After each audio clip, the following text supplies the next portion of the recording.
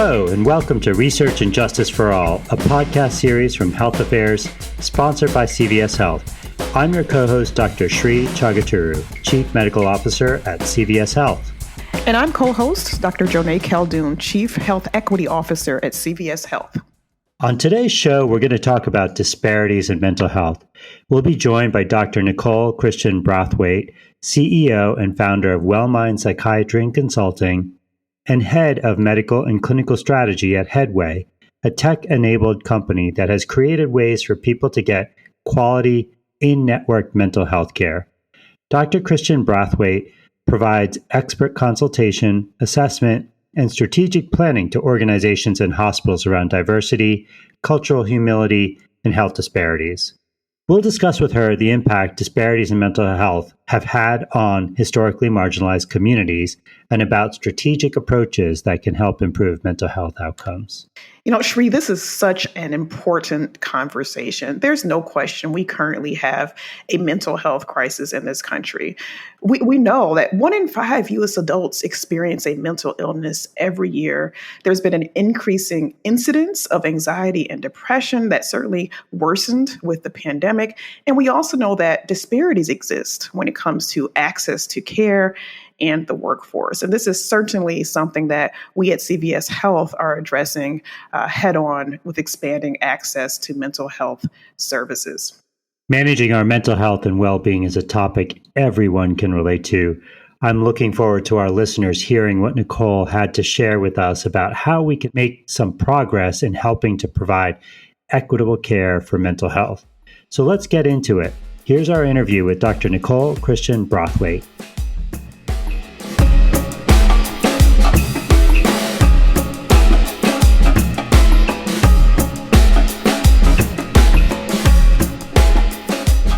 Nicole, it's a pleasure to have you here. And I wanted to start out by asking a question that we have asked all of our guests. As you think about health equity, why is this work important to you? That's a great question. Honestly, I can say that in particular, mental health equity, but certainly health equity in general has always been a part of my life. The first few years of my life, my mother and I were homeless. And during that time, my mom really struggled with depression. And so dealing with financial challenges and housing challenges, and then on top of that, struggling with depression and not being able to find or access treatment, not having the health insurance to be even able to access treatment. It certainly, even as a very young child, opened my eyes to a lot of the disparities that existed. But despite my mom's struggles and the challenges that we faced, she actually started a nonprofit organization called Dignity Housing that supported women and families to find permanent and stable housing. But based on her own struggles, she realized finding housing isn't enough. There really needed to be additional supports and addressing additional barriers, and one of those being untreated mental illness. So since childhood, I've watched my mom advocate and fight for mental health and health equity. And then as an adult, I had my own personal struggles with postpartum depression after my first son. And at the time, I was a child and adolescent psychiatry fellow at Mass General. So I was a psychiatrist at one of the best hospitals in the world, and I struggled to find treatment. I first even struggled to identify the fact that I was dealing with postpartum depression. It was actually my son's pediatrician that pointed it out to me. And then even once I acknowledged that I was dealing with postpartum depression, I didn't know where to find a psychiatrist or therapist that would be willing to treat postpartum depression. And despite my resources and my mentors and the access that I had, it took months for me to find a therapist. And even after finding a therapist, she was 45 minutes away. Unfortunately, I had the support, but I imagine, being someone that doesn't have that access, that didn't have access to transportation or didn't have the knowledge of the system, how could they possibly access treatment? And my postpartum depression, honestly, it got to the point where I was questioning the value of my life. And so I know that without treatment and without medication, my story would have turned out very differently. Thank you for sharing your personal lived experience. It's so incredibly powerful, and it's so clear how that drives the work that you do today. Absolutely. Thank you so much, Nicole, for being so vulnerable and sharing your lived experience. It certainly, I'm sure, resonates with a lot of our listeners. So you've worked in a lot of spaces, have an incredible background and professionally and personally. You've worked at a tech-enabled company, Headway, and also as a practicing psychiatrist. So tell our listeners more about Headway, what the company does, and what specific challenge in the healthcare system does Headway aim to solve? Absolutely. So Headway is one of the nation's largest network of therapists, psychiatrists, and nurse practitioners who actively accept insurance. And I say actively because I'm sure many of us who have looked for a therapist on an insurance panel, we're not clear who's alive, who's accepting insurance, who's taking patients. And so Headway really prioritizes finding and supporting those therapists and psychiatrists and nurse practitioners to really support patients who are looking for mental health providers. And we know that nearly half of all people who need mental health services can't access it. And there are a couple of stats that show only about 30% of outpatient mental health clinicians actually take insurance. And certainly, living in Massachusetts, there are a number of clinicians and therapists and psychiatrists, but very few who take insurance. And Headway was really founded under the hypothesis that if you make it easy for clinicians to accept insurance, they will. This is not the official Headway model, but I say if you build it, they will come. If you really do make it easy and accessible for clinicians, they want a more diverse patient population. They want to expand their offerings, and being able to remove some of that administrative burden certainly makes it easy. And I think our growth has proven that is the truth. We now have over 22,000 behavioral health clinicians who actively utilize our platform and do about 4 million appointments every year. Thank you for sharing that. Can you tell us a little bit more about how Headway helps your providers, specifically in removing those administrative barriers? Tell us a little more about that. Headway uses a technology platform.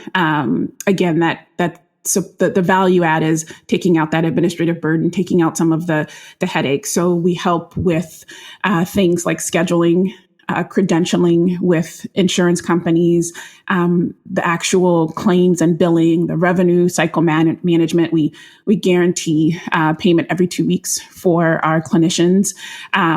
We certainly help them in partnering, again, with different payers and insurance companies and building their practice. As a personal story, I have a small private practice, and prior to starting with Headway, I only accepted one insurance. I just didn't have the time or resources or support to accept additional insurances and manage the claims and billing. But since I've joined Headway, I now accept 4 different insurances, and I don't have to worry about that claims and billings component. I don't have to worry about ensuring that the program that I'm using is actually submitting the billing appropriately. And I'm able to let go of some of that administrative burden and frankly, opening my schedule and myself up to doing what I've been trained to do and supporting patients. Thank you so much for sharing that. I think that's something a lot of people don't really appreciate or understand is the challenges just administratively of being a practicing clinician. So thank you for sharing that. Yeah, I agree. And maybe just to take that a step further, how I can see how that will help access. And I was wondering if you could talk a little bit about how Headway has then addressed health equity with all of these resources and solutions for practices. Absolutely. And, certainly a part of health equity is expanding access. We've certainly seen that over the last couple of years with COVID, with the significant increase in demand and need for mental health services. So the first way that Headway is addressing inequities in health is ensuring that there's availability, that there are clinicians who accept insurance and have that have that availability and where people can realistically get an appointment with in a couple of days or at most 2 weeks. Headway also prioritizes recruiting and supporting a diverse population of clinicians. About 40% of our clinician network is non-white. And a large percent of them also speak other languages, about 40 plus different languages. And so when a patient comes to Headway and they're looking for a clinician, we're really hoping that not only are they able to find a clinician that has expertise in the specific mental illness that they're struggling with, but they can also find people that have expertise in LGBTQI or identify as a person of color, and really providing and supporting that patient choice and voice. Thank you for sharing that. And when we look at our own data from our recent CVS Health Harris Poll Dimensions of Healthcare survey, it does show a lot of what you're talking about, that historically marginalized communities have heightened concerns about their mental health compared to other communities. For example, Hispanic populations had the highest number of individuals concerned about their mental health or the mental health of someone in their household or a close friend. That was 63%. And this is 19 percentage points higher than white population, which was at 44%, and 14 percentage points more than the total population who had concerns. And I know that's a lot of percentages and statistics, but hopefully it represents that, this is a major concern for historically marginalized communities. So I was wondering, maybe just stepping back, if you could talk to us about the disparities you see when it comes to these communities and with respect to mental health. Frankly, we could be here all day just going through the different disparities in healthcare and even more specifically mental health care. I am a child psychiatrist, and as I mentioned, after my own struggles with postpartum depression, I sought additional training in perinatal mental health. So I'll speak a little bit about examples in those specific populations. So for example, when looking at mental illness in perinatal or postpartum Black women, we find that Black women suffer from a perinatal mood or anxiety disorder at twice the rate of white women. White women tend to suffer from a perinatal mood or anxiety disorder around 20 to 25%. Black women, it's about 44% of Black women during or after pregnancy are dealing with some form of pregnancy-related mental illness. And frankly, postpartum depression is the most common complication of pregnancy. And of course, suicide is a significant risk factor. But when we're looking at the rates of treatment and the rates of screening, white women are twice as likely to be screened and appropriately treated for a perinatal mood or anxiety disorder. So Black women are twice as likely to suffer with severe illness and half as likely to actually be screened for it.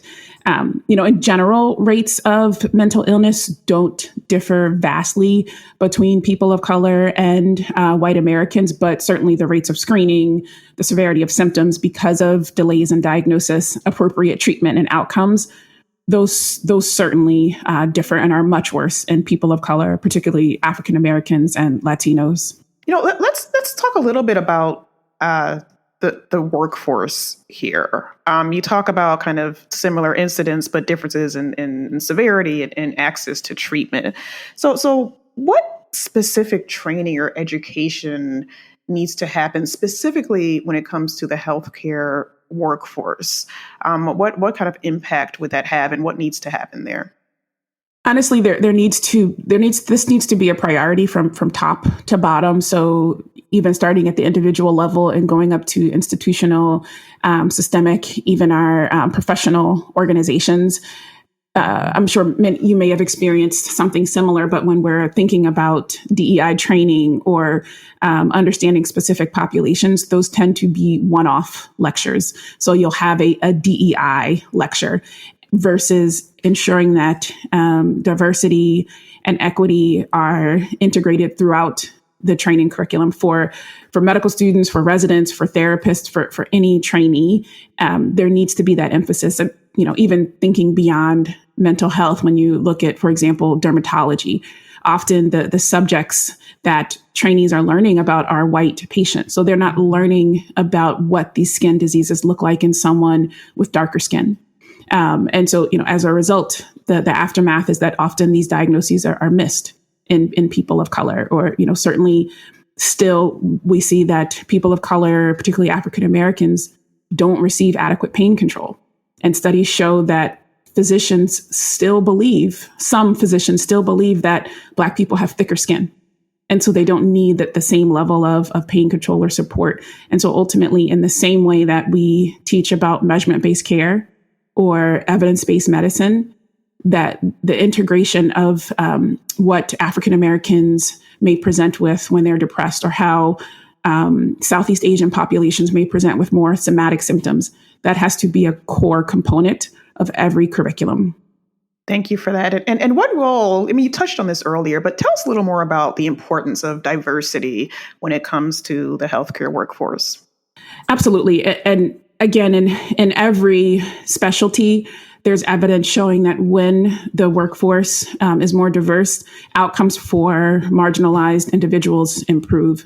Again, looking at women's health care or perinatal or postpartum care, when African American women have an African American physician, outcomes are improved both for the mother and the child. And same with in behavioral health, there are certainly studies finding that patients of color tend to be diagnosed more often with schizophrenia or psychosis, even when presenting with symptoms of depression. Patients of color are more likely to be given an injectable medication. They're more likely to be restrained. They're more likely to be given a medication that's older and may produce more side effects. And so having that representation, one is just in general for the working environment. Again, studies show that having a more diverse workforce or working environment improves morale and improves outcomes overall. But then also having that diversity ensures better outcomes for those marginalized groups. And again, hopefully decreases some of the inequity that we consistently see.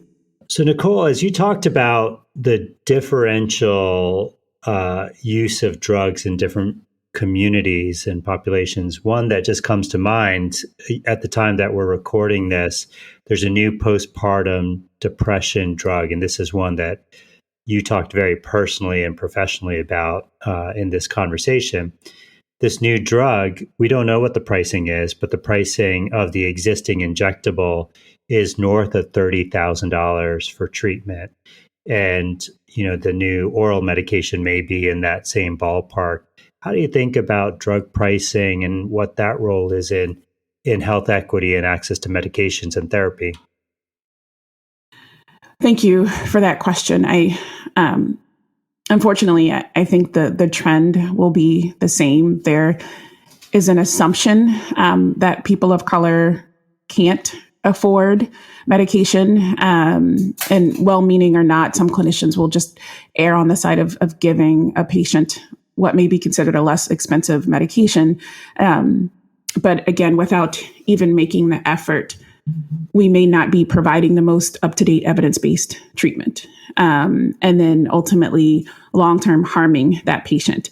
I know a number of pharmaceutical companies do offer reduced pricing for periods of time, but frequently it's 3 months or 6 months. And so again, a patient may start or initiate treatment, but then they can't afford it long-term. And so I am concerned that only a certain demographic or people of a certain socioeconomic status will be able to afford the medication, and others, unfortunately, will be excluded. But that's not honestly much different than what we continue to see in medicine. Nicole, thank you so much for sharing your perspective on drug pricing. And we couldn't agree more that we need to continue to drive down pricing for therapies to make sure that they're broadly available and equitably available. And I wanted to shift gears a little bit to talk about your background and training in adolescent and child mental health. We've seen some alarming trends in the space recently. According to a 2021 CDC study, 44% of high school students are reporting that they feel sad or hopeless in the previous year. And you've committed your career to child and adolescent mental health. and have founded Wellmind Psychiatry and Consulting. I was wondering if you could talk a little bit about Wellminds, and then also what are the trends that you're seeing when it comes to youth and mental health? Absolutely. Thank you for that question. I started Wellminds in 2018. I love working with children. I love working with families, but I realized I felt like I needed to do more. The individual work that I do continues to be my passion, but I found that ultimately children spend the majority of their time in school, and that's often where we can intervene if a child is identified early and screened appropriately. But that's also where things could potentially go south, where instead of being referred for therapy or support, a child is sent for disciplinary action or referred to the school to prison pipeline. And so I made a decision to really commit more of my time to supporting and working in environments that treat or see or support all children, and really working to educate and offer professional development to the staff, the educators, frankly, every adult in the building, so that they can be that first line of support for children struggling with trauma or mental illness. And often the kids who are getting in trouble, it's not because they simply have a behavioral problem. It's often because there's something underlying those behaviors. Those behaviors are simply a form of communication, and helping or hopefully using those behaviors to better identify how we can support these kids. In terms of looking at trends, certainly over the last few years, studies have shown that there have been a significant rise in rates of suicide in Black and Latino children. Recently, I read that from 2000 to 2020, the rates of suicide in Black children have increased by 78%. And again, similar to Black women, Black and Latino youth are less likely to be identified as suicidal and much less likely to receive or be referred for crisis intervention services. And again, they're more likely to be disciplined or punished. And some studies show that 88% of Latino youth have unmet mental health needs.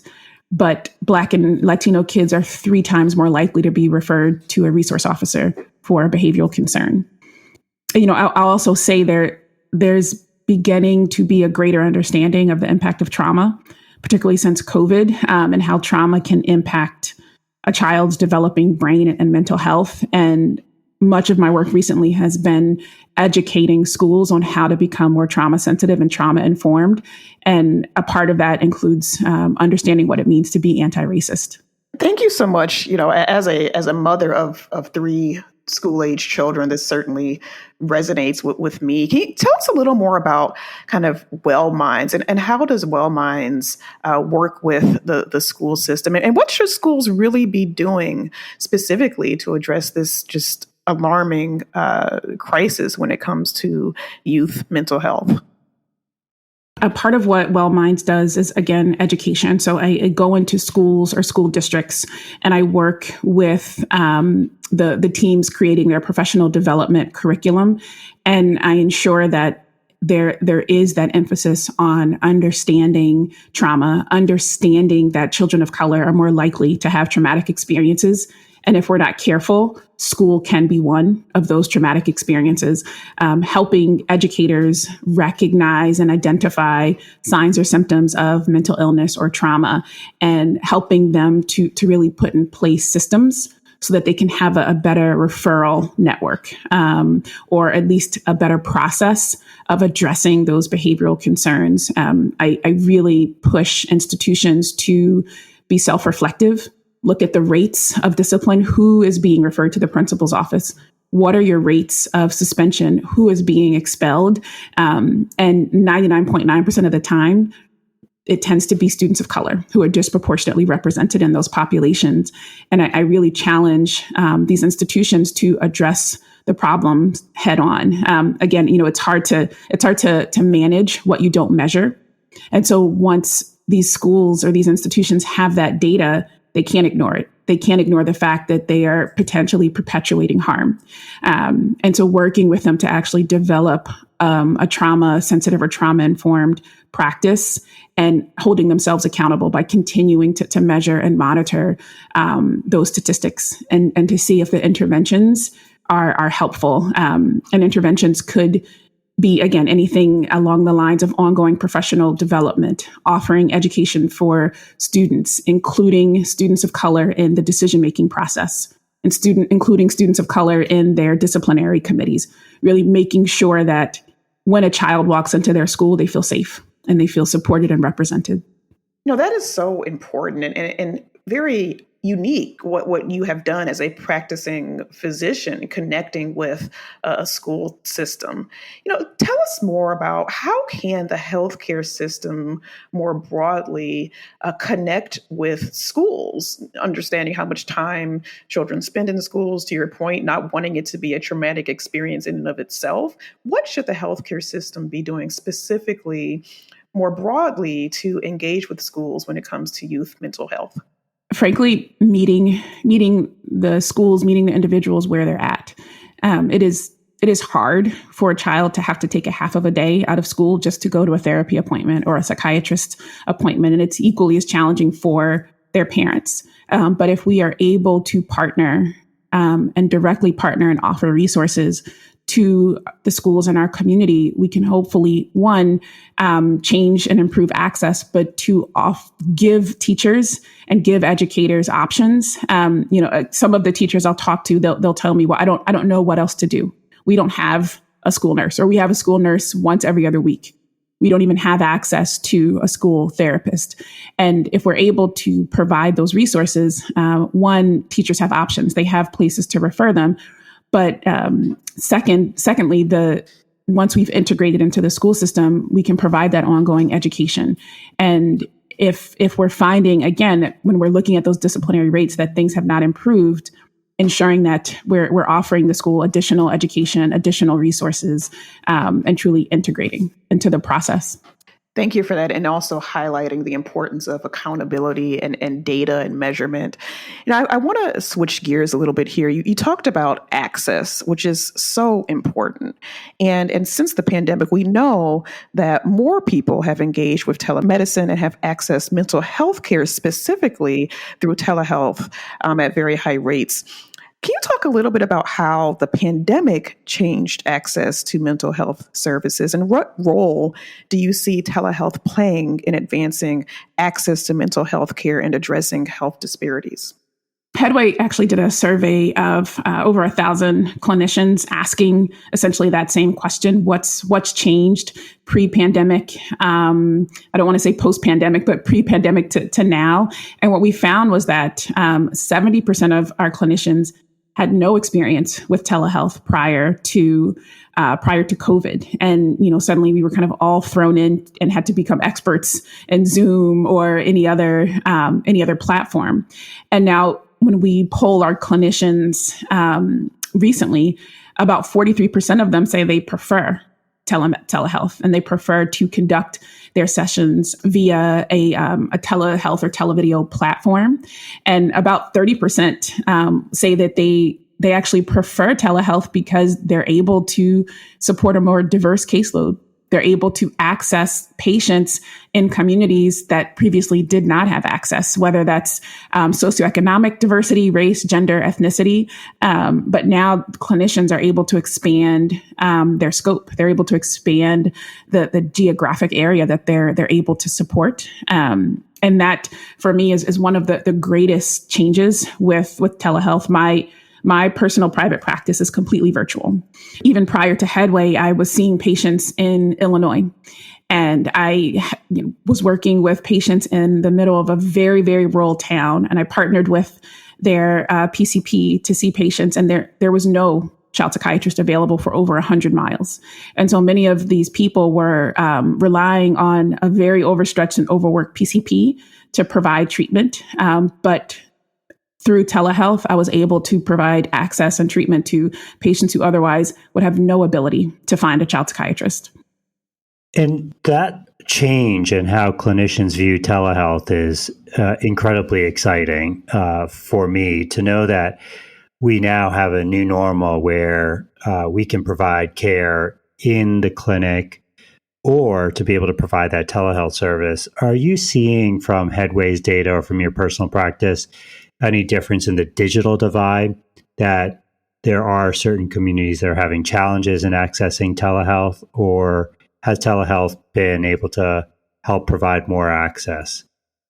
Unfortunately, there is the ongoing digital divide, and we have seen it unfortunately expand in certain communities where broadband or internet access is not as fast, or communities that don't have the technological exposure or skills to understand how to use a smartphone or how to log in to an online appointment. My mother lives with us, and every appointment she has, no matter how many times I show her how to log on, no matter how many times I show her how to get into the appointment, she still struggles. And so for every appointment, I know I have to be available. I have to offer that support to her. Obviously, many individuals and families don't have that support, don't have someone available to offer that. And so certainly a lot of clinics and clinicians also use telephone visits. Not as ideal as being able to see someone face to face, but we will have to be more creative in expanding these telehealth options and ensuring that people in rural communities who may not have internet access can still be provided with the same level of care. But the digital divide persists. And again, there needs to be systemic changes in order for that to really change. Thank you so much for highlighting that issue of access. And quite frankly, thank you for the work that you're doing to really expand access to mental health care and address disparities. So thank you so much for joining us on our podcast today. We really appreciate you being with us. These are such incredible, valuable insights and really help us advance the conversation around health equity and mental health. Thank you so much, Dr. Nicole Christian-Brathwaite. Thank you so much for having me. It's been a pleasure. What a great conversation with Nicole. She provided some really great insights. I learned a lot just hearing about all of those statistics about the inequities that we see in mental health. And unfortunately, they are widespread and pervasive. But I also was very excited to hear about Headway and what Headway was doing.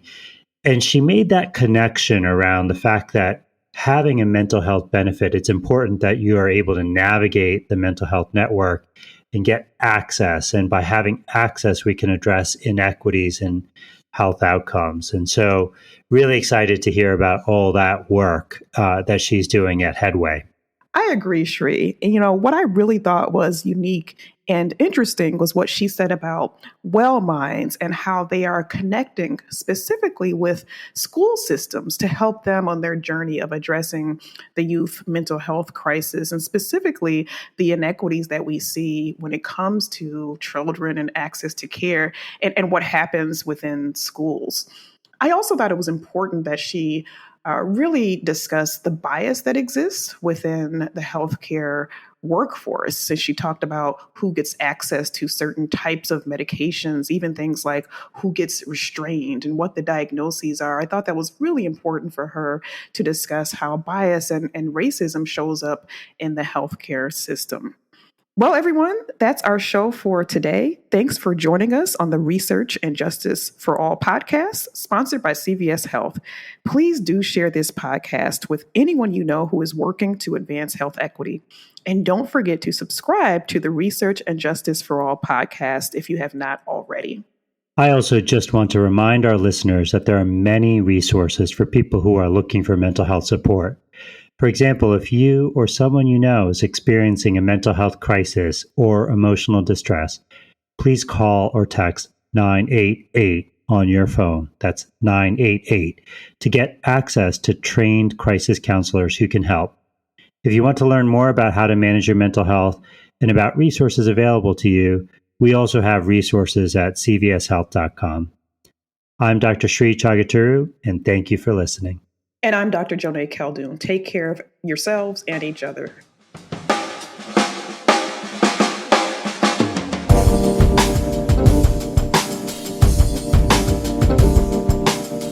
Research and Justice for All is produced by Health Affairs. This season is sponsored by CVS Health. If you enjoyed this episode, the best thing you could do is share it with a friend or a colleague. It helps people find the show. Thanks for listening, and be sure to check out Health Affairs' other podcasts, A Health Policy and Health Affairs This Week. Health Affairs, where health policy advances.